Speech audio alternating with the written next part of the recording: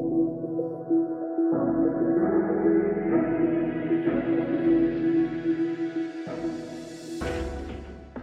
beautiful people. My name is Emma. And I'm MC. And we are your hosts of the G-Forces podcast.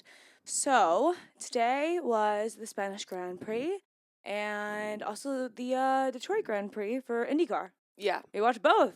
Yeah. It's funny because I was really hoping that, I don't know the IndyCar schedule. I mean, I don't really know the F1 schedule. I just wait till the next weekend when it pops up on my phone. But I was really hoping that maybe like next weekend we would get like a sole IndyCar race weekend.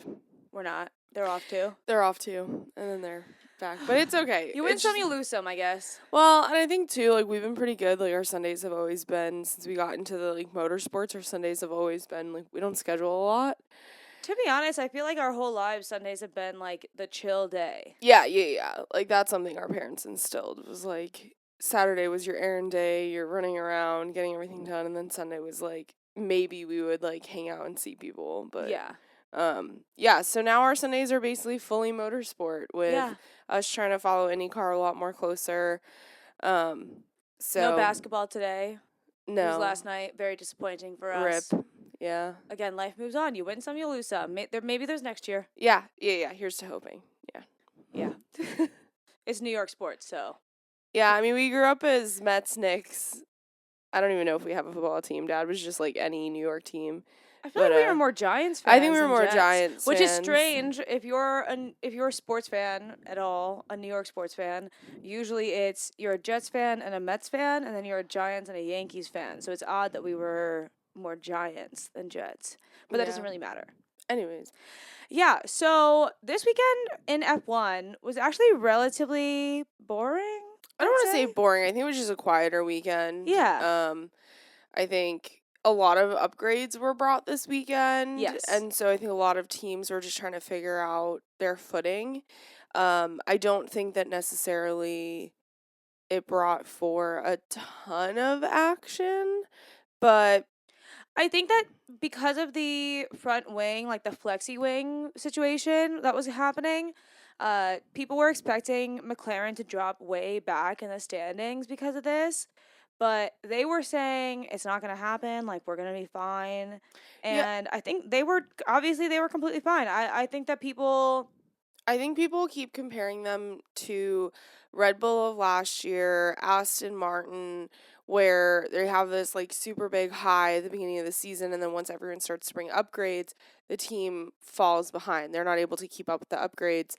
And I think what this weekend showed us as spectators is that McLaren is keeping up. That what they've brought hasn't necessarily been a bad thing. Yeah. So I think that's the problem, is that we're trying to compare them to a narrative that's already happened. Yeah. You know, where it's like maybe they're just good. Maybe they just have like a great team right now. I think that's it. I think they literally just have the good best of the people, like a great situation going on. Yeah. So yeah, like they figured out the design. Yeah. 100%. So we are just gonna do our normal episode. It might be a little bit of a shorter episode because not a ton happened. Also, sorry if I have a lisp, people. I'm struggling. This is the first time I've struggled to talk, actually. For those of you who don't know, which is everybody except for the family, I just got Invisalign, so I'm struggling to talk. This is the most I've had to speak since I've gotten it in a row, and I'm struggling a little bit. I didn't even notice, so you're fine. I'm hearing it in my head. Yeah. I'm hearing the S's be a little whistly. You're good. So, all right, we are going to get started.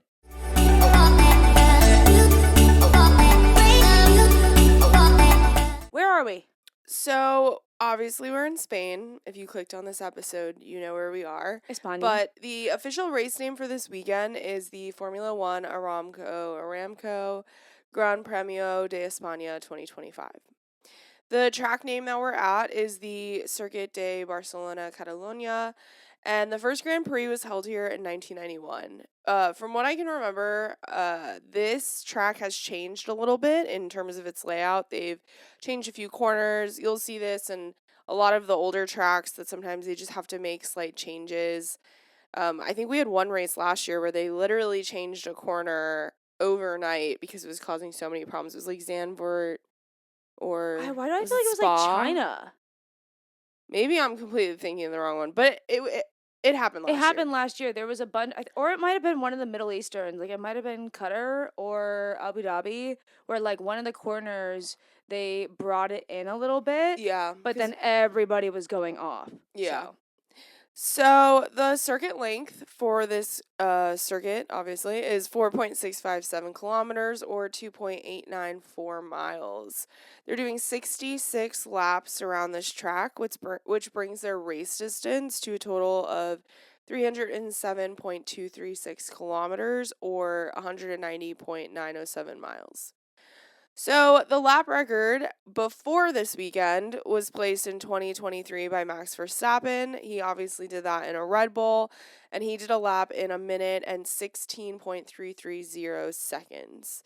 This year, the lap record was completely destroyed by Oscar Piastri, obviously in his McLaren, and he did it in 1 minute and 15.743 seconds. Damn. So, shaved off quite a bit of time. There are 14 turns at this racetrack, so pretty typical, pretty standard, and there are 2 DRS zones. So DRS detection zone 1 is between turns 8 and 9, and activation starts after turn 9. There's a pretty lengthy straight right there. And then DRS detection zone 3 is right before turn 14. Activation begins after turn 14, and you guys guessed it, where we typically see it, that start-finish straight. So I feel like we've been here before. It's one that people love. Older fans will know this one very, very well because preseason testing used to happen at Barcelona. There are threats that it might not be on the schedule, which I think a lot of people have a love-hate relationship because I do think a lot of people love the track. But this is also considered some of the worst spectator and employee traffic because I didn't know that. Yeah, the distance. It's not in the city. It's not in the city, but it's like the amount of kilometers it is should not take 2 hours just to get to the track, and it takes like a minimum of like 2 hours. Damn. So I obviously don't think like the traffic is a big thing. It's F1. I don't really think that matters to them. They're definitely not factoring that in. But they are factoring in the Madrid contract that... Which is that confirmed? That's confirmed for 10 years, I believe it is, which is crazy to confirm a contract for that long before the race is actually before the track has even been built. A lot of people, to my knowledge, in Spain, especially those in Barcelona, were not happy about the Madrid race being named the new Spanish Grand Prix and us not racing at Barcelona next year.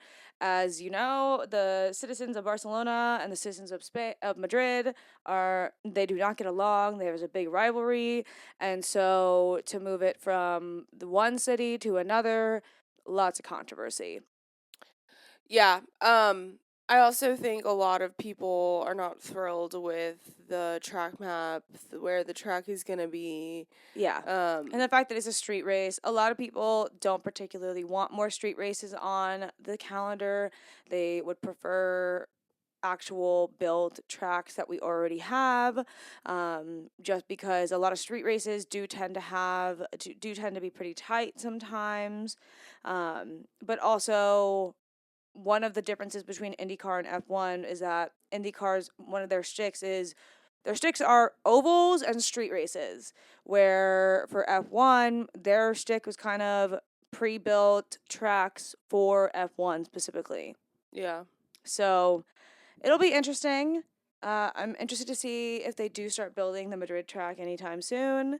I know it's going to be a street track, but like more updating the actual streets that it's on. I think the other problem too is that this is like a no shit Sherlock situation that I'm about to say, but you're putting it in a European city. And I'm not saying that all European cities are built out like Monaco, but when you already have so many tracks globally, and I talk about this almost every freaking episode, you are a brand that talks about how you're trying to go like net neutral by 2030 or carbon neutral, whatever.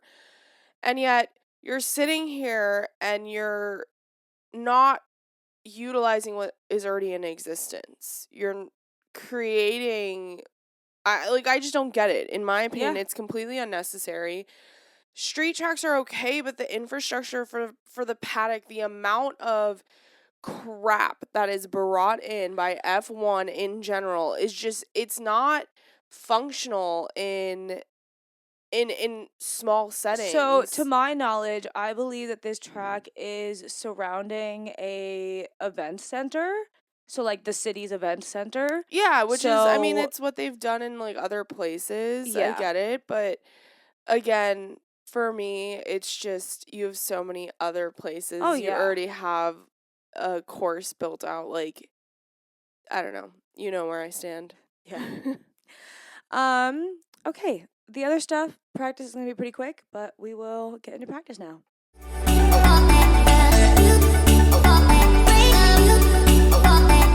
Emma mentioned it right at the beginning, but it was announced that, well, I don't know if it was like announced, but a new technical directive regarding the front wing load was in action this weekend. So, long story short, they were just basically the amount of pressure that they put on the wing in certain parts.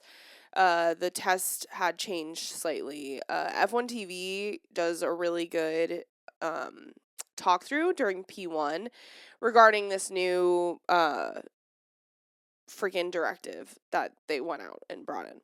So the other thing that was announced was that Victor Martins made his first practice session debut. Victor Martins is an F2 driver, and he was in Alex Albon's Williams for this session. So that was a new name that we hadn't seen. And then a name that we have seen a few times is Ryo Hirakawa was in Esteban Ocon's car for this session. And he unfortunately did make an early trip in the gravel, but was able to get out and continue on. You could tell how panicked he was. Yeah, Felt so bad. I mean, It it happens. happens. I do think it was a section that quite a lot of full F1 drivers have gotten in scuffles with. And I think that it's just like a stressful situation being in someone else's car. There is always a reason why they're mostly in FP1. I don't think they're ever put into like P2 or P3 because it's No. just too close to qualifying. But other than that, Franco was having issues with his car, which just kind of started the beginning of what would be a pretty tough weekend for him. Obviously, the pressure that we've all talked about. It's race 3. Yeah. He's got 2 more races left on what they said that they're going to put him in for. So we have no idea what's going to happen, really. Yeah. So, besides that, the top 3 for that session were Lando, Max, and Lewis. Nothing else really happened. Practice 2, Alpine, it was announced, had fixed a hydraulic issue on Franco's car during the break, which explained his problems from the prior session. Ollie had a spin and went into the gravel, but was able to make his own way back to the garage, but he ended up missing quite a bit of time and had a lot less laps than everyone else just because of gravel, having to fix your car, check everything's okay. I You feel know, like this was a tough weekend for Haas. yeah, I feel like Ollie and Esteban have been having quite a few problems during this triple header. Yeah, this triple header has not been great for them. I do think it's been okay in the grand scheme of things, but yeah, they've definitely struggled a bit more. Yeah. Traffic seemed to also be a huge problem for a bunch of people during this session. I think Isaac Hadjar got mad at someone. I think Max Verstappen got frustrated with Lewis Hamilton. I hate to be this person, but it's like, I don't know, you guys are in this, like, maybe it's just like something for them to complain about, like the way, it's human nature. Like, even the happiest person is always going to find something to complain about, but I don't know. I'm always frustrated when they get frustrated about traffic because I'm like, one, you're in a practice session, and 2, there's 8 million cars. Like, you knew this always happens. I think that when we have triple headers, it's really obvious to tell when we're at the end of a triple header. Oh, yeah. Or Well, like even with the first season that we ever watched F1, it was really obvious when we were getting close to the end of the season that people needed the season to end. And like the same thing was obvious last year watching our first full season. The first half of the season people seemed pretty good, and then they had like a nice little refresh when they came back from summer break. And it was like the month before summer break, people started to get snippy with each other. And then like the last 2 months of the season, people were like fed up, which is it's long. You're flying all over the world. Your sleep schedules are completely off, and like everyone is just exhausted. Yeah, and I definitely think because this is now our second triple header this season, I think that the pressure is really on. It feels Yeah. like things are clumped a lot more closer, but then we have like weird 2-week breaks or 3-week breaks. Yeah. So definitely interesting the way the schedule is built out. I also feel like the layout of not the layout, the current standings of teams is kind of stressing a lot of people out because you have McLaren that's far ahead of everybody else, and then you have Ferrari and Mercedes that are Ferrari, Mercedes, and Red Bull that are kind of all with each other, and then you have Williams and Haas. Well, I think Williams is a little bit points ahead. The points, especially in the really tight. midfield, are really, really tight. You have The drivers' points are really tight too, seeing like the top 5 guys, how close they are. Yeah, you have 4 teams in the top 5 that are super close, that are like every point matters, even in those in like number 2 through number 5. And then you have people really close in the midfield that Do you feel like the drivers are majority more negative towards their cars this season? I feel like almost everyone seems slightly miserable except for McLaren. potentially, yeah. Because I'm like, Max hates everything. He feels like he has no grip. Yuki is just, it's the curse of the second seat. Like, I think that they just put rocks in that car at this rate. Yeah, literally. George and Kimmy are okay, but I don't think I they're think they've had happy happy. weekends, Yeah. but more often than they not, have issues. I feel like every team, I mean, Ferrari's miserable. They need to get sports psychologists in there for not only their drivers, but their freaking driver engineers and those relationships. Oh, yeah. Then you have, I don't know, I feel like the negativity is a lot stronger this season. But maybe it's just the way the media is spinning it too. It could be the way the media is spinning it too, but also I wonder if it's, you know, was everybody saying this when Max and Red Bull were way ahead of everyone else? You know what and the other thing is? It's the last year of this regulation. what I was I don't gonna know. say. People are just pissed off with this regulation group. I wonder if too the teams aren't working as hard to fix it because it's not going to be a problem next year, or it's not going to be something that they have to put effort into. Maybe, yeah. Yeah. So the top 3 for practice 2 was Oscar, George, and Max. So still seeing a McLaren in the top. Practice 3, honestly, not much happened, but there were a few close calls with the gravel, but beyond that, it was just normal running through your setup, figuring out your fast laps, all the typical fun stuff. So the top 3 times, which is ironic, was Oscar, Lando, and Charles. So honestly, I feel like this is what happens when I don't think people are comfortable with their cars because of what we just said, but I do think we're getting to the point where we're 8 races in, right? 7, 8 races in. That was the 7th. People are a little bit more comfortable, so there's not as much stuff happening in practice sessions in terms of incidents.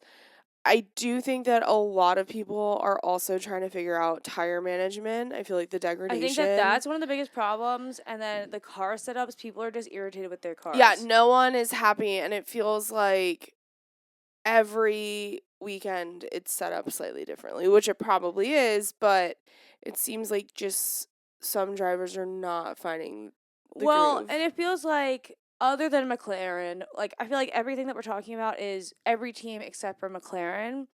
It feels like every weekend there's 3 teams that really feel good about things and they're doing really well, and then the next weekend those are not doing well. Like, it's never consistently every single weekend those cars feel great. Yeah. Like, I mean, there was, a couple weekends ago, was it Japan? When Haas, when they were like, I'm so happy with both of our drivers, I'm so happy with our car, like, this is fantastic.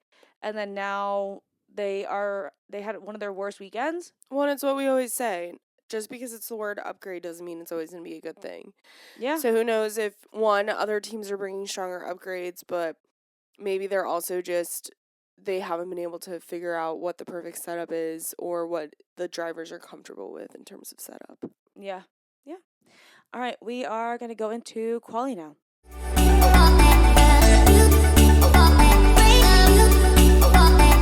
For qualifying, we also, again, had pretty average qualifying sessions, nothing Clean. super crazy. I think it's Yeah, just clean. clean. Like it's people, which maybe is a good thing because in this world of cost cap, we don't need damage. I think if anything, it was just, again, people were frustrated with impeding.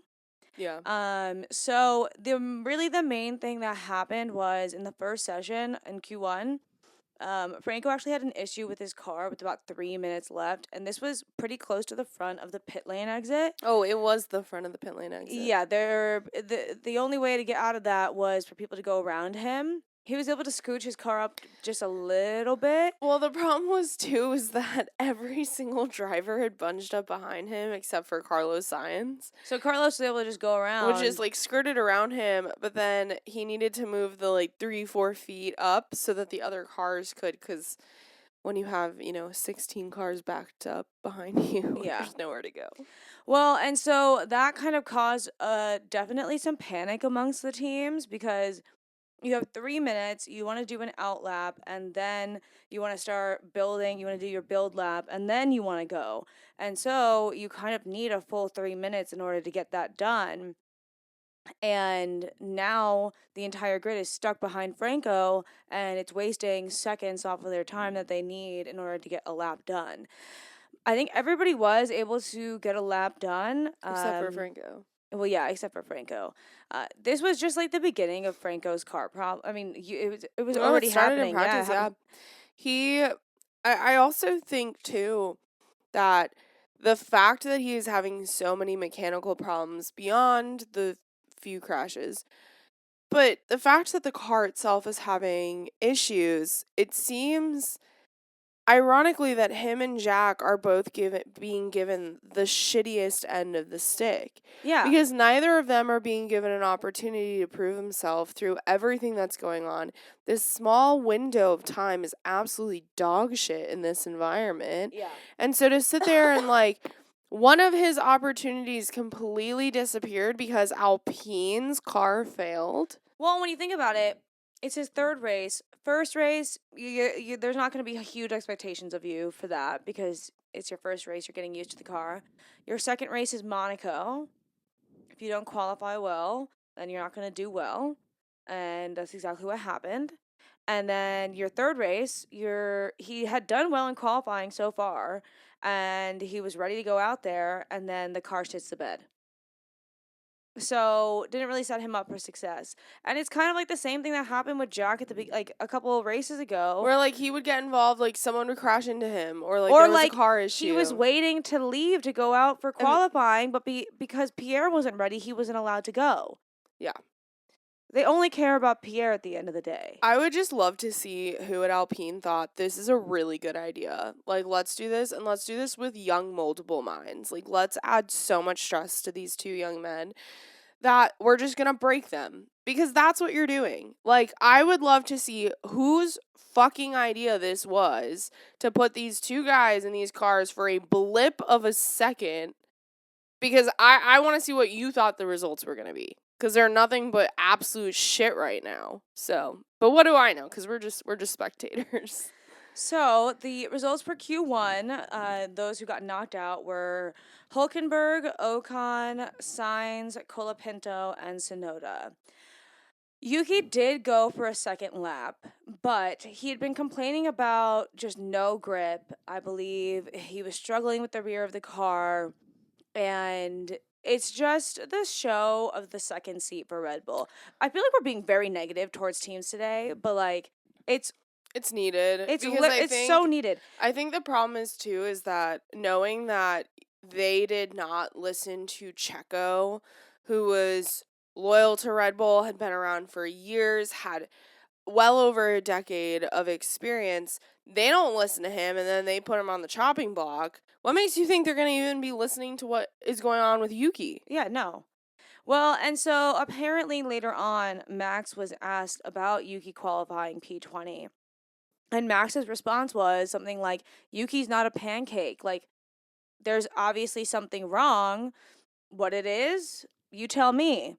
And it's clear that Max also agrees that the car is shit or extremely difficult to drive. And so the expectations of everyone for this Red Bull car is insane. Why are you expecting people to end up winning in this car when your junior team is beating some of the other, sometimes your junior team has the potential to beat Max Verstappen? I'm sorry, at that point, clearly it doesn't matter that you built the car that has the most potential to win. You built the car that is the most difficult to drive, so it doesn't matter that it could potentially be the fastest. If it's undrivable, it doesn't matter. I also just think too, like, you're just seeing such a different version of Yuki, like, I've never seen from him the look so media. exhausted. Yeah, I don't know. It doesn't seem like a great situation, and I think anyone that's judging Yuki, and I don't think anyone is saying that he's a bad No, driver, I think everybody but agrees that this is ridiculous. Nobody wants to see this for Yuki. Like, nobody yeah, wants to see this to happen to his career because you know what Red Bull's going to do? They're going to do what they always do. They're going to eventually drop him. they're gonna blame the driver. They're not gonna look inside and realize, oh, maybe it's your own freaking car that's basically a boat filled with water. Like And unless somebody else picks up Yuki, he will never have a seat again. I mean, the good thing is too. Here's the thing, though, is that we've seen similar situations happen to Alex Albon. We've seen similar situations happen to Pierre Gasly. So there are opportunities where they get burned by the Red Bull villain and they end up coming out of it okay. I do wonder if this will be one of those like eye-opening experiences for Yuki where maybe hopefully if he has an opportunity to leave, he does. Well, because I'm sure that Pierre has been telling Yuki for years, leave if you can. I mean, and then the irony is, well, I wasn't even going to say what I'm going to say, but I definitely am concerned that Red Bull will victim blame as they tend to do. Yeah. So we shall see. But yeah, P20 really sucked. Yeah. And Carlos Sainz was just not feeling the car this weekend whatsoever. Williams did go into this weekend as they have most weekends, but they I think really it was did obvious not this think weekend that they they were knew. going to be able. Yeah, they knew it wasn't going to work.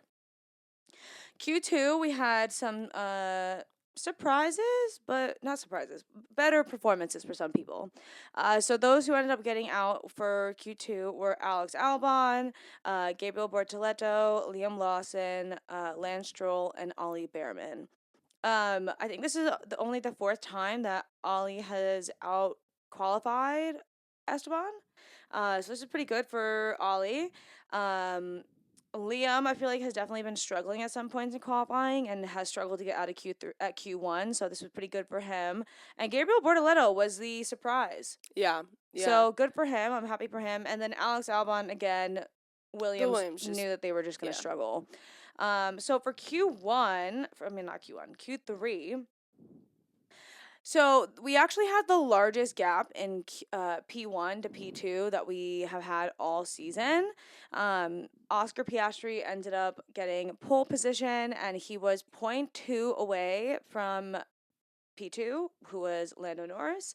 And normally we see like a 0.01 or 0.001 gap between P1 and P2, but this was the biggest gap, and it was honestly just like a perfect lap. So P1 was Oscar, P2 Lando, P3 Max. Max had literally said, there is nothing left in this car. I cannot get anything else out of it. P4 was George Russell, P5 Lewis Hamilton, P6 Kimi Antonelli, P7 Charles Leclerc, P8 Pierre Gasly, P9 Isaac Hadjar, and P10 Fernando Alonso. So Charles ended up qualifying a little bit lower down the grid than he normally does, and that's because he didn't end up doing a second fast lap. He preferred to keep his tires for the next day, for race day, in hopes that that might be a better strategy. Ended up working out for him in the end. So I wouldn't be surprised if we see that from other people in the future, just trying something different.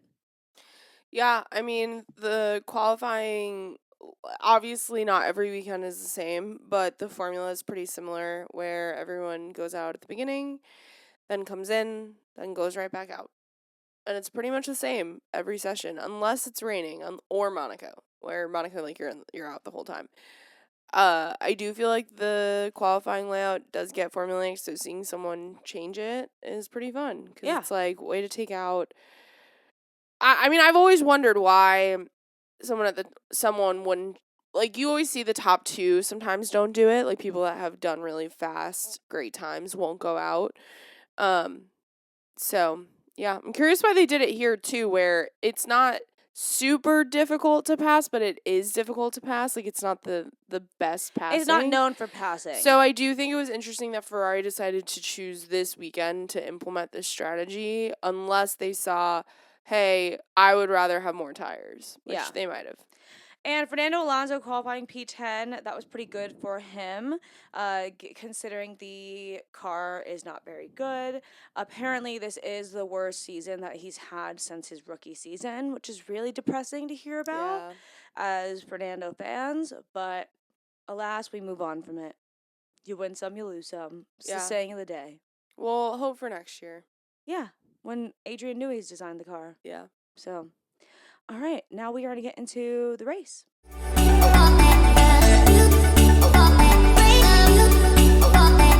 We're going to throw it back to when we first started watching this sport 2 years ago. And one Canadian driver, he's the lone Canadian driver. He's the only Canadian driver. Had injured himself. Yes. And was coming back from some weird Spanish Frankenstein surgery that doesn't make much sense to us. It seems like something from science fiction, but... We didn't go to medical school, though. We didn't go to medical school, so you know what? Maybe they're just... But, long story short, Lance Stroll ended up injuring himself in some accident right when we first started watching the sport. There's some doctor in Spain who... they were lucky this happened in Spain. Yeah, so Lance Stroll and Danny Ricciardo have both been to this doctor. This is like some miracle worker who can repair your bones and cut the recovery time to something crazy, which, I don't know, just because of all the pressure they're putting on the human body being F1 drivers already is concerning, but you do what you gotta do to get back into the car. Yes, the recovery time was brought down so much, but it has taken a toll, as we now know. As we all expected, because the human body needs to heal properly and usually needs rest for that. Well, and you just think about, like, normal aches and pains that we all have from past high school and college athletic injuries. I mean, I know more rowers who have lower back problems or whose knees feel weird when it rains, you know? None of us were getting crazy surgeries. We were just brutalizing our bodies for the love of athletics. Yeah. So... It was announced that Lance Stroll, was it in the evening before, or was it like we woke up Sunday morning? It was in the evening before, so it was last night. Yeah, so it was announced that Lance Stroll, due to pains and complications from his surgery 2 years prior, is now undergoing another surgery and would not be driving. We've seen people not move on from qualifying to the race because their car's been destroyed and the team hasn't been able to. Like, we haven't ever seen a medical pullout. Or if we have seen a medical pullout, it's been during practice. So then, like when Carlos Sainz's appendix had his issue and Ollie Behrman jumped in, he just had one practice session to jump in for. The rules are, though, if you compete in qualifying, you cannot have somebody else jump in for you. Who qualified has to race. So, because Lance Stroll was the one who qualified, nobody could jump in for him. Now that he is out and did not participate in this race, the next race, actually, so we are off next weekend, and the weekend after that is the Canadian Grand Prix, his home race. With these strange recovery times from this doctor, who knows if he'll be able to race again in Canada. But Aston Martin does have 2 reserve drivers, Felipe Drugovich, and then what else is his name? He's new, isn't he? No, he's not new. We just saw him on the TV, too. I don't remember his name. I'm so sorry to you. It's some, Dutch name. It doesn't matter, but anyways, that driver and Felipe Drugovich they are both supposed to participate in 24 Hours of Le Mans in 2 weeks. It was just announced probably an hour or two ago that Felipe Drugovich has said that if he has to race in F1 in Lance Stroll's place, that he will prioritize that over 24 Hours of Le Mans. I think that is crazy. I mean, it might be based off of their contracts, though. It might be contractual. It also might be one of those things where I don't know if Felipe's done Le Mans before. But Le Mans is one of those things that, like, it's kind of like Indy 500 where It is.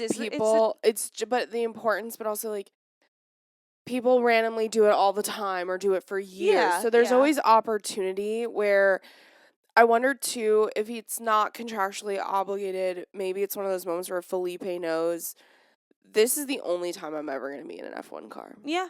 Like, there's going to be other years of Le Mans because I feel like there's more opportunity for him in that world, whereas this literally might be the only time we That's see. very true. Also, dependent on this injury of Lance's, he might not be able to race he for a might couple not of races. have a couple of races, but this could ruin his performance. Like, it might have, like, long-standing problems for him physically where the sport could become more difficult.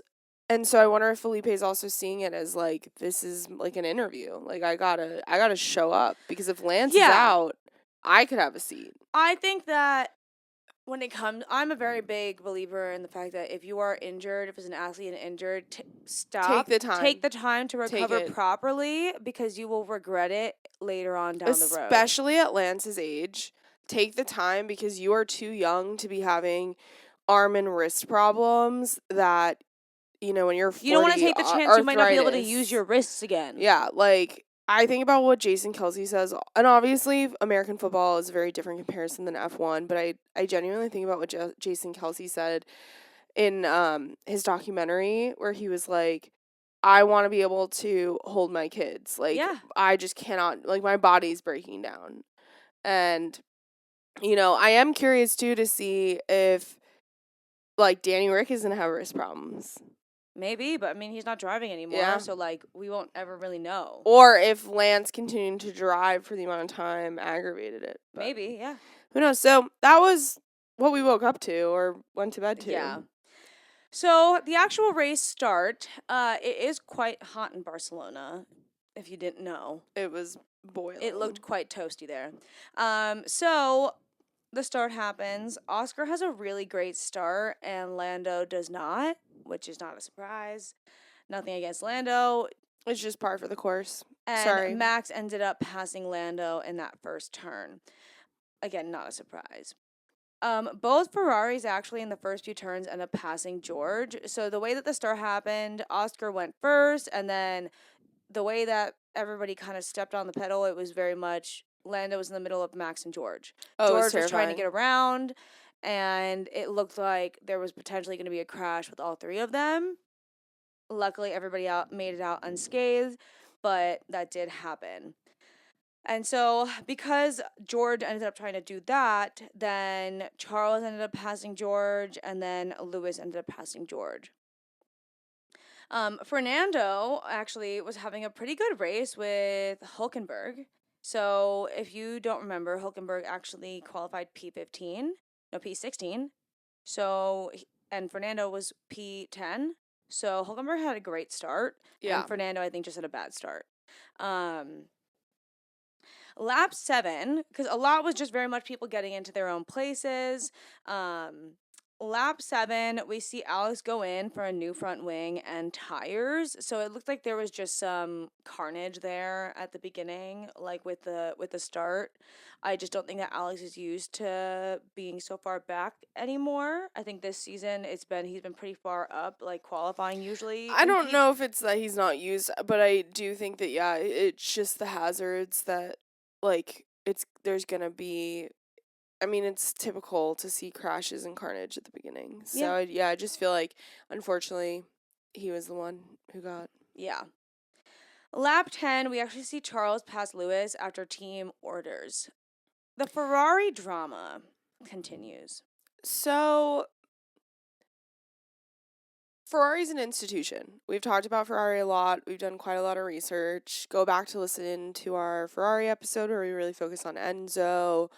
It is an institution, and it is known for being very strict in business, and I think you're starting to see, and obviously maybe I'm projecting as a spectator, but I think you're starting to see how Mercedes was a family and Ferrari is a business with Lewis, where he was with these people. Him and Bono had such a unique relationship with his race engineer.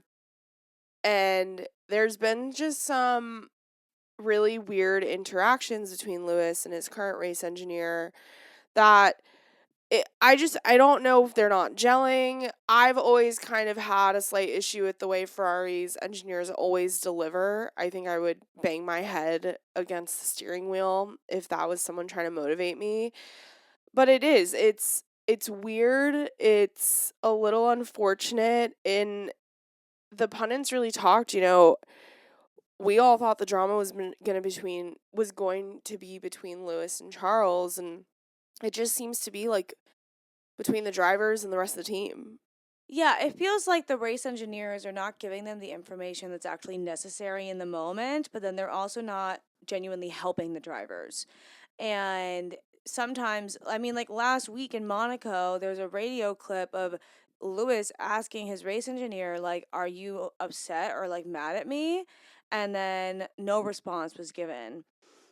This is you have to basically have like a symbiotic relationship almost as a race engineer and driver. You need I to be like also what the driver needs, the race engineer needs to know without having to ask. in And I understand that takes I no, understand you're that takes time to learn from one another, but it very much you can see the dip because this race engineer is, I believe his name is Ricky. he was He was Carlos's. Carlos's race engineer, Yeah. and it didn't seem this much like they were butting heads. It seemed like they worked pretty well together, and it just does not seem like Cohesive. very cohesive with Lewis and Ricky. And it doesn't seem like, honestly, on Ricky's side, there's a lot of trying to feel cohesive with Lewis from what we can see as fans. But then, like, also, Lewis, I think, is probably focusing on trying to drive the car.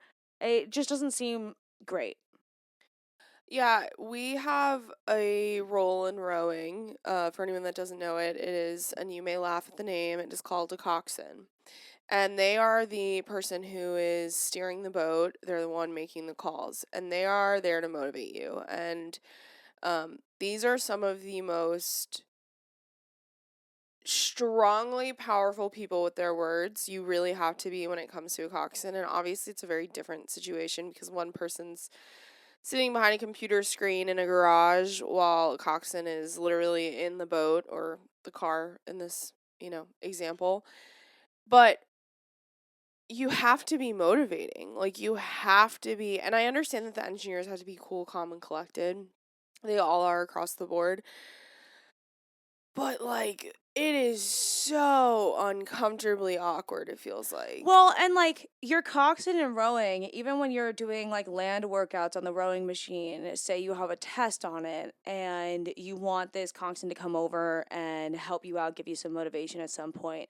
The coxswain should be able to, you tell them what you want, the kind of stuff that you like. They should be able to adapt immediately to that and pick it up and give you exactly what you want.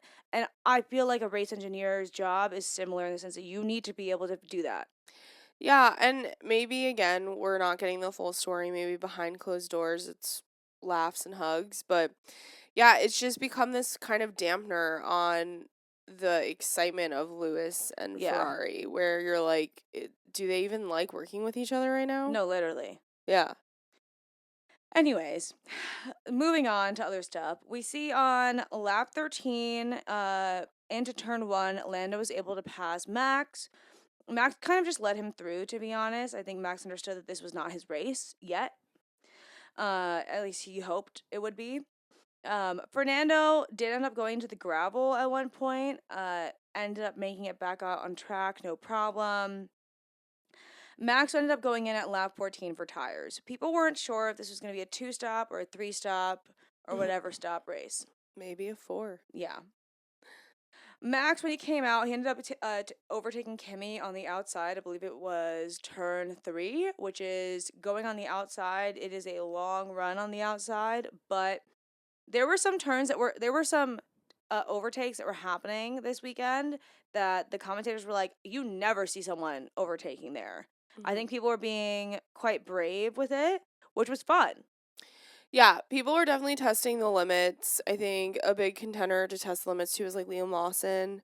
He had one a little bit further, which you might bring up, where they were like, yeah, he is really testing the waters. Yeah. It could also just be the fact that we have so many rookies on the grid right now, so they're always going to try new things. And also, I wonder too if just people, saw the frustrations that they faced in Monaco and don't want to deal with that again this weekend. So we then have Max now just pumping out fastest laps. He was really pushing through his soft tires, which was a choice. We really thought as spectators that because he was walking on Oscar, it was crazy. We're like, oh God, we have like the Red Bull of days gone by. I think he was going balls to the wall, all out at that point. Yeah. He was just destroying his tires, and we didn't realize until later when all of a sudden you saw Lando start to walk up again. Yeah. So both Ferraris end up pitting relatively early, Lewis first and then Charles, and Lewis was like, why did you pit me so fast? And they were like, this is to prepare for the undercut, potentially from Mercedes. That plan actually did work for them. It was a good strategy, so that one was just let them think through it, execute, maybe it works. I would love to speak to a race engineer too to see how much of that stuff is planned and how much of that stuff was Ferrari just throwing it to the wind, because it did shock me that Lewis was so confused as to why he had pit. I don't know, I figured they would be on the same page as that he would know that, oh, this is option C or D. I agree. So again, I'm just what is going on? Both Lando and Oscar end up pitting, and they ended up coming out behind Max, but I think McLaren was very much, you're in a different race than Max. Focus on yourself, which I think was good for them. They needed that. So now Alex, Albon, and Liam are having a little bit of a moment. So Alex claims that Liam pushed him off track. Liam says that Alex needs to give him the spot back. Turns out that Alex was not the smoothest, apparently, in this turn. Liam was of the right of way, so Liam ended up going past him and actually Fernando. Liam does end up hitting Alex's front wing, though, and debris ends up all over the track. Not even a yellow flag shows up. Nope. Somehow, nobody got a puncture. We were worried about you, Ferrari. Lap 27, we actually see Alex Albon be told to retire the car. But then when he pulls into the pit, he finds out that he has a 10-second time penalty for the collision for overtaking off track. So he goes right back out to serve that 10-second penalty so that it doesn't haunt him for Canada. Yes, so I'm glad that they did that.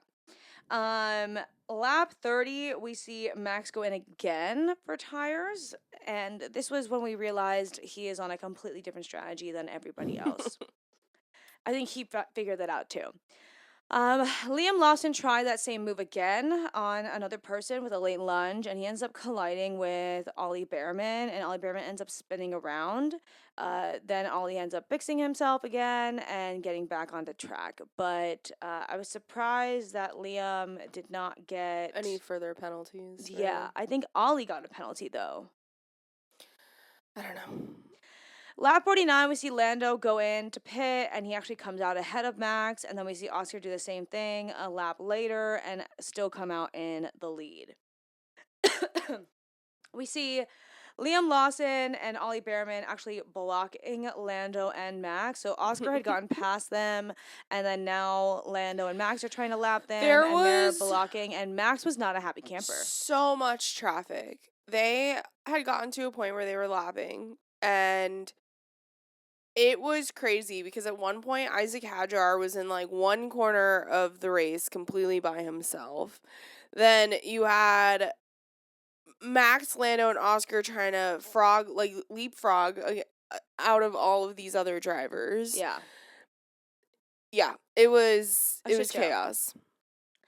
So lap 55, we actually see Kimi go off and turn 11 and go into the gravel, and it looked like he had a bit of an engine problem. So when they did the replay, you can just hear the engine, like the power unit, just shit the bed. And yeah, he just goes straight into I the don't know gravel. what's happening. Now, this is the second race in a row where Mercedes has had a power unit problem. Last weekend, it was with George in the tunnel in Monaco. Now is this with Kimi, and Kimi is having a decent race. Very concerning. Yeah, it just kind of sucked.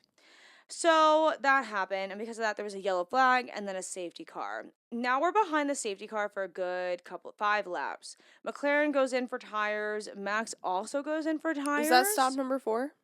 This was, in fact, stop number 4, I believe, for Max. He goes in for tires and comes out with hards. A surprise. Yeah. Not expecting that one. No, but it was, in fact, the only option left. So that's all that they could do. The thing that a bunch of the pundits were talking about in the post-race show, because we're filming this the same day, I haven't been on TikTok, I don't know what everyone's saying, but everyone was in agreement with, like, why did you pit you pit in the first place if your only option was hards? The tires are probably fine to keep going. Yeah, like, what was the plan? It was a choice. So lap 60, the safety car ends, and the safety car restart was actually fantastic. So Charles ends up passing Max. So Max has hards where everybody else has softs or mediums. So it's taking a minute for him to heat these tires up enough to actually battle people. He's dropping back. They're on ice, he's in mud. So Charles passes Max. Max has absolutely no grip. We see Hulkenberg then pass Hadjar. Hulkenberg had a fantastic race. Mm-hmm. We'll talk about that later. Max claims Charles rammed into him. In fact, in the replay, it was obvious that Max actually hit the side pod of Charles, as Charles was ahead of him. And then we see Max being told from his race engineer to let George through, and Max is refusing. Then it looked like on track, Max was allowing George to pass. As George is trying to pass Max, because he thought he was being told to, Max then, what we believe and pundits believe, intentionally hits George. We'll get more into that afterwards. Now George goes through and keeps going for the rest of the race. We find Hulkenberg in a Sauber now passing Lewis Hamilton in a Ferrari for 6th place. And then we see Fernando Alonso also pass Liam Lawson and Gabriel Bortoleto for his first points of the season. We now find out towards the end that Max actually got a 10-second time penalty for hitting George. Max went down from 4th or 5th place? From 4th or 5th place? Down to 10th. From 5th place down to 10th. So that happened. So the actual results of the race, let me read them to you, and then we'll get into our final thoughts. Because we have a lot of thoughts. So P1, Oscar Piastri. P2, Lando Norris. P3, Charles Leclerc. P4, George Russell. P5, Nico Hulkenberg. P6, Lewis Hamilton. P7, Isaac Hadjar. P8, Pierre Gasly. P9, Fernando Alonso. P10, Max Verstappen. P11, Liam Lawson. P12, Gabriel Bortoleto. P13, Yuki Tsunoda. P14, Carlos Sainz. P15, Franco Colapinto. P16, Esteban Ocon. P17, Ollie Behrman. DNF, Kimi Antonelli. DNF, Alex Albon. And DNS, Lance Stroll. All right, we're going to get into our final thoughts now.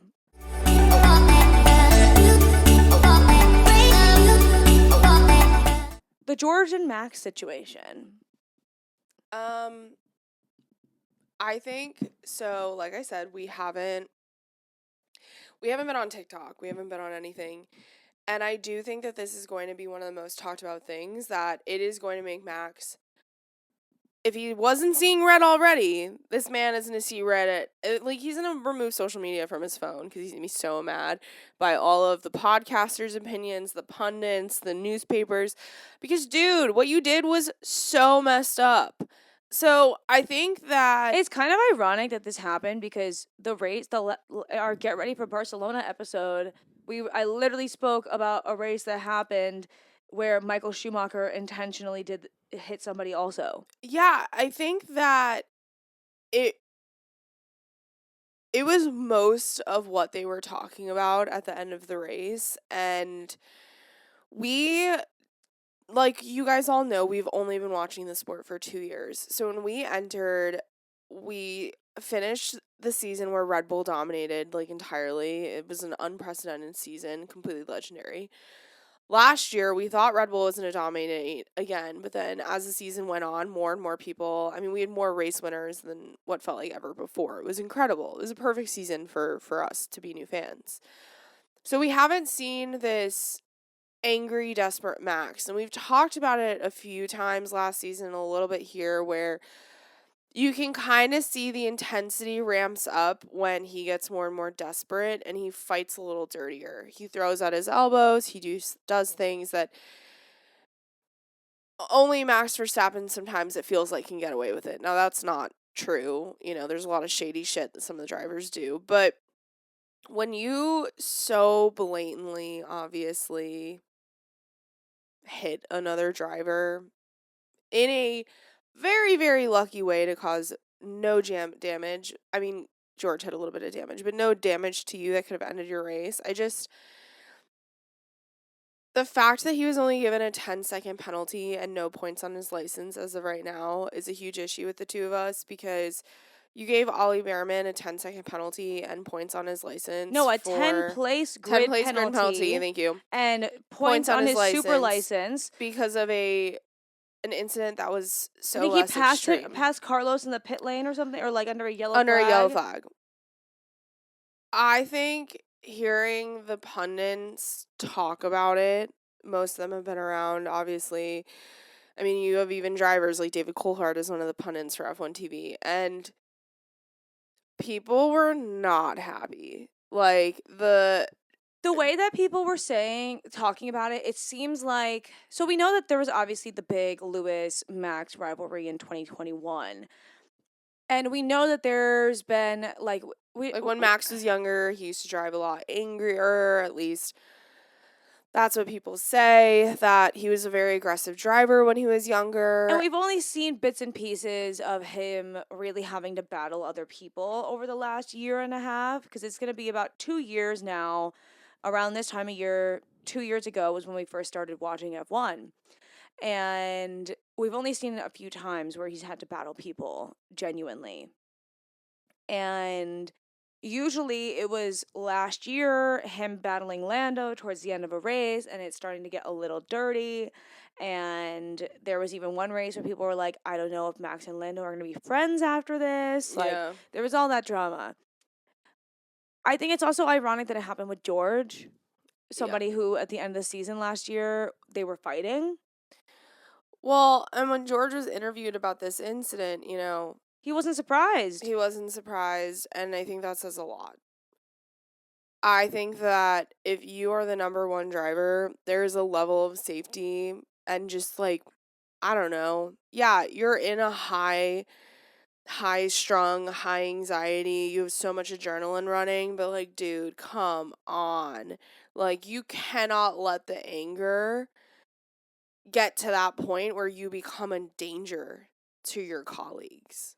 Take your anger out by yelling at I hate to say it, but throw it back to the 90s and get out of the car and scream for all I fucking care. But just like, we don't want to see someone get gravely injured because of someone else's anger. And I think that the scariest part is that like that can happen.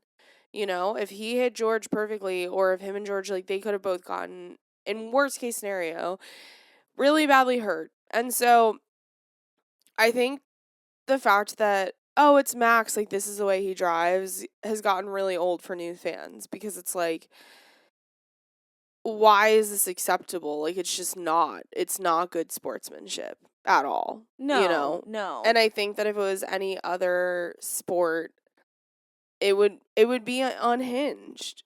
Yeah. I think, given the fact that for me, I just keep going back to last weekend in Monaco with Ollie Behrman getting points on his license and like Max just getting a 10-second penalty. So he's still got points this weekend. That I have an issue with. If you very obviously, blatantly hit somebody else, you're not in a bumper car. These cars are also worth millions of dollars. As Lando Norris said, he's pulled that move in Mario Kart, and so have I. We've done it. It's not a move you can do in real life, though. Not anymore. Well, and again, listen, I get it. You are in such a moment where you're on such a high just trying to finish this race. And I get that we're just spectators, so I'm sure that there are other F1 people that are like, no one should have opinions on this. No, but I get being angry towards the end of like a race or a game or something. Well, and that's the problem. Like, the athlete mentality of like, I'm going to do anything to win this. I 100% understand that, but the outlet for anger cannot be somebody else on the grid. Yeah, it is definitely something that I think Red Bull should take more seriously within their driver. I mean, out of their laundry list of issues, I definitely think that this is one that if we continue to see this desperation, a lot of people are also wondering if, one, he was just really frustrated by his duel or like his battle with George, but then also this came after he was put on hards and he was already livid at his team. So, or at least that was the impression. He was confused and annoyed. Well, and was it Alex Brundle who was like, I think that was a red mist moment where like he was literally seeing red and was not thinking.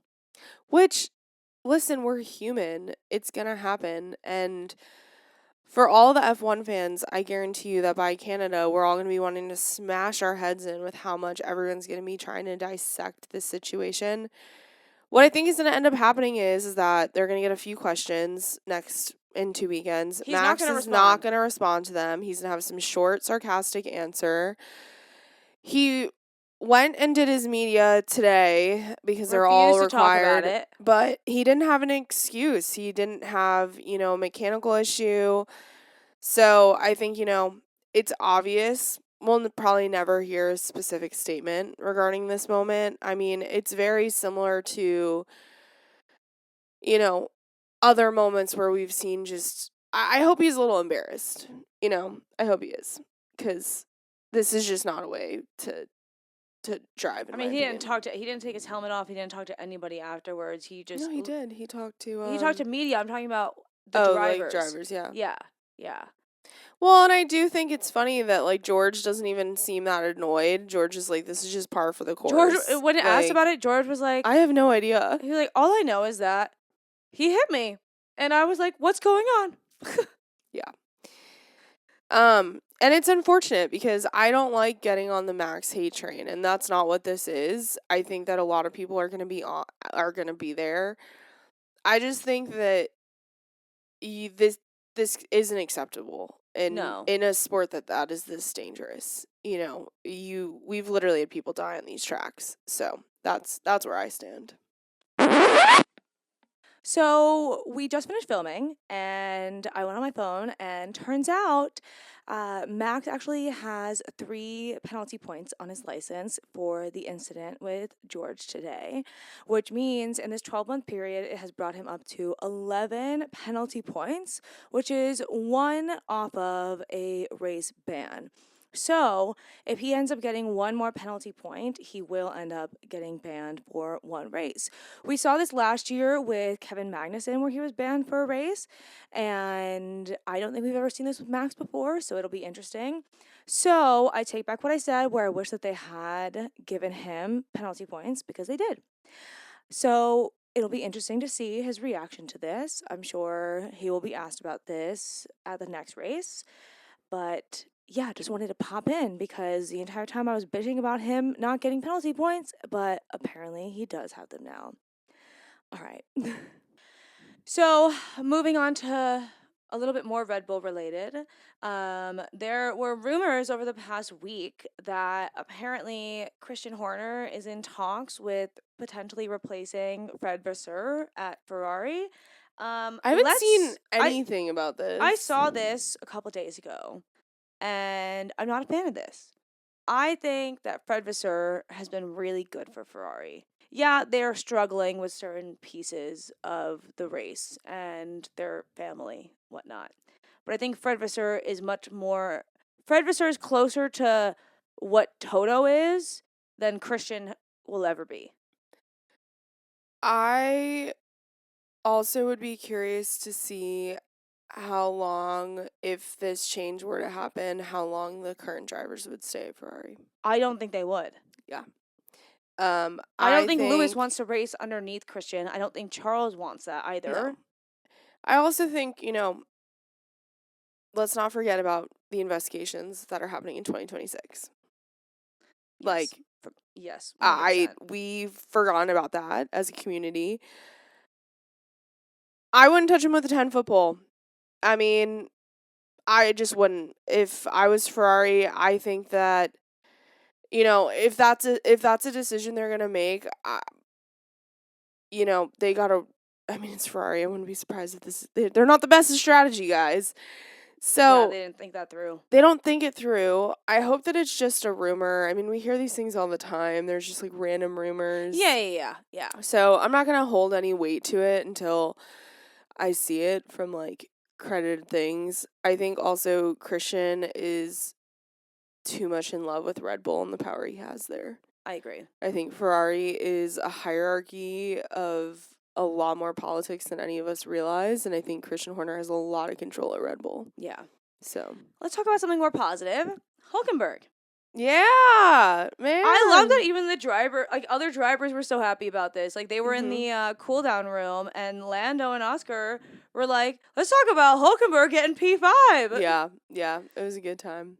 And so that was really nice to see. And in his post-race interview, he was asked, like, what was it that just, like, you were able to get this result? And he was like, it just felt good. Yeah. Which is great. Fantastic. We want to hear more of that. We want to hear that from Sauber. Yeah. Specifically Sauber. Yeah.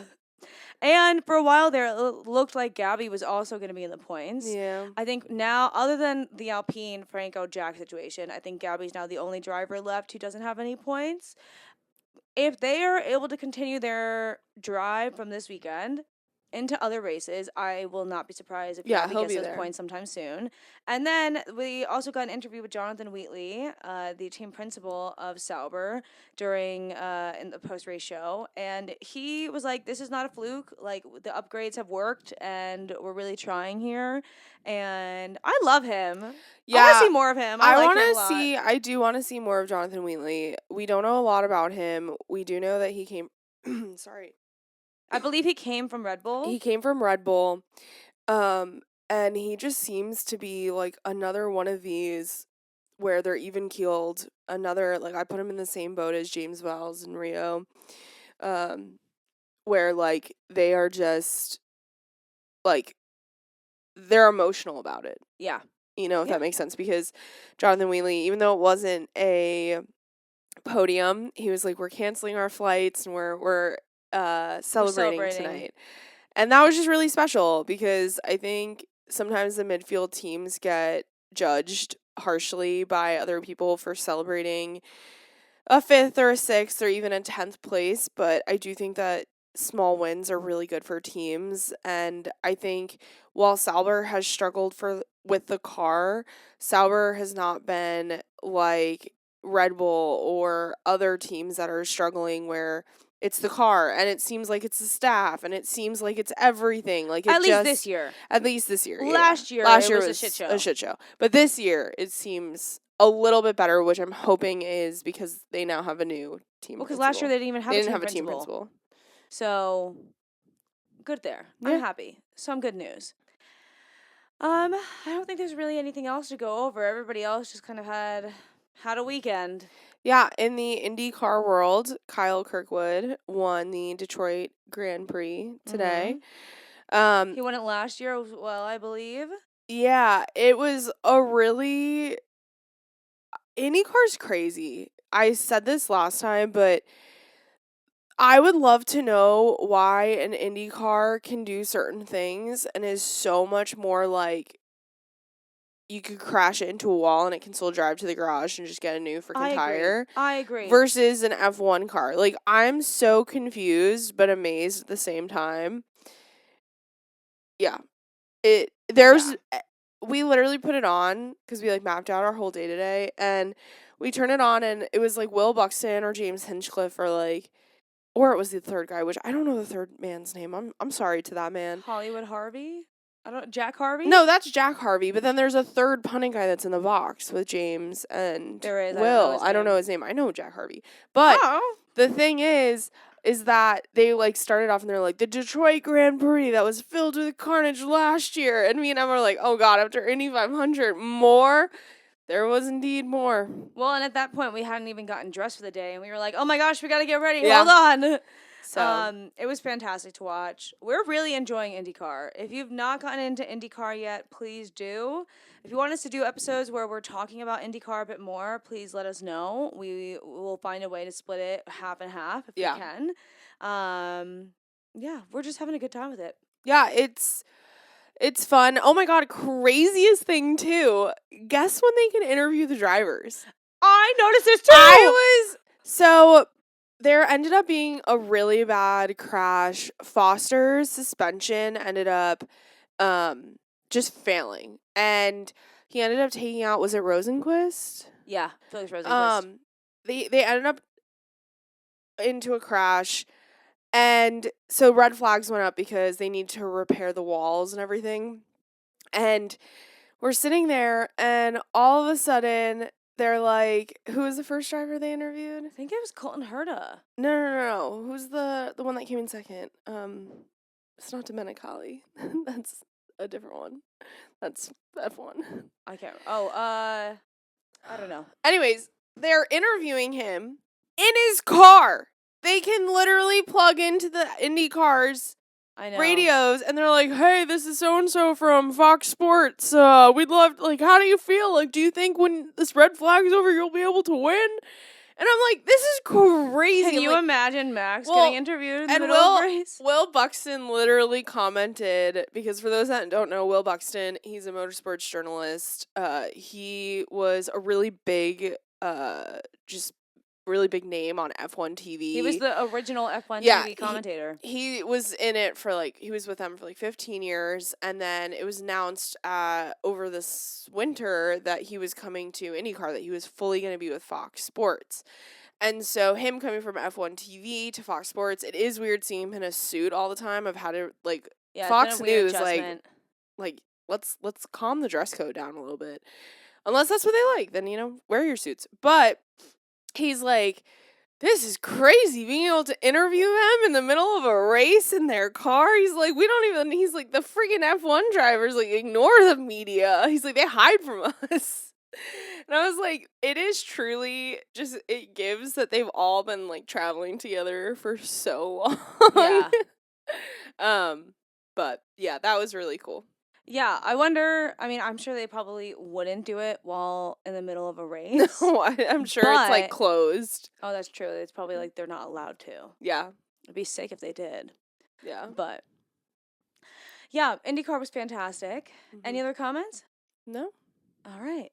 That was a much longer episode than we were predicting. Really thought, yeah.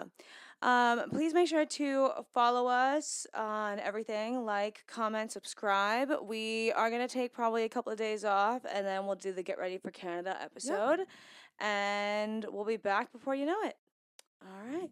Bye, guys. Bye.